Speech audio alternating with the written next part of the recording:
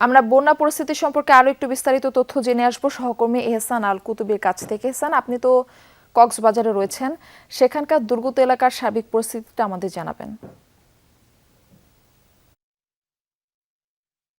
আমি কক্সবাজারের সবচেয়ে বেশি জলাবদ্ধতা যেখানে, বন্যা যেখানে বেশি হয়েছে, ক্ষতিগ্রস্ত যেখানে বেশি, এটি হচ্ছে পেকুয়া চকরিয়া এবং মাতামুহুরী এলাকা। আমি এই মুহূর্তে পেকুয়ায় আছি।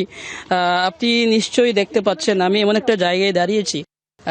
এই আমার পেছনের অবস্থা দেখতে পাচ্ছেন, এখনো পর্যন্ত যত চোখ যাচ্ছে থই থই পানিতে একেবারে অনেক ঘর বাড়ি এখনো পর্যন্ত ডুবে আছে। এবং হচ্ছে এই তবে গতকাল দুপুরের পর থেকে কিছুটা পানি নামতে শুরু করেছে এবং এটা এক প্রকার স্বস্তি বলতে পারি। কারণ হচ্ছে বৃষ্টি না হওয়ায়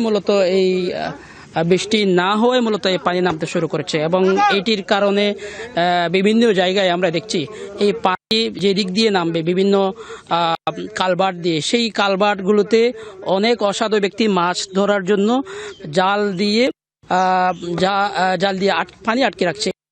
প্রতিবন্ধকতা আমরা দেখতে পাচ্ছি। এমন একটি জায়গায় এসেছি যেখানে সালাউদ্দিন আহমেদের পক্ষ থেকে এখানে যারা কাজ করছেন, পানি প্রতিবন্ধকতা কোথাও হচ্ছে কিনা সেটি দেখার জন্য যারা কাজ করছেন তারা এসেছেন। তারা এসে সেটি জালটি তারা তুলে ফেলছেন এবং অভিযুক্ত ব্যক্তির বিরুদ্ধে বিভিন্ন ব্যবস্থা নেওয়ার জন্য তারা প্রশাসনের কাছে আবেদন করবেন। এবং এটি হচ্ছে কক্সবাজারের চকরিয়ান, পেকুয়া সহ বিভিন্ন জায়গায় কিন্তু এ ধরনের অনেক অসাধু ব্যক্তি আছে যারা পানি চলাচলে প্রতিবন্ধকতা সৃষ্টি করছে এই মুহূর্তে মাছের লোভে।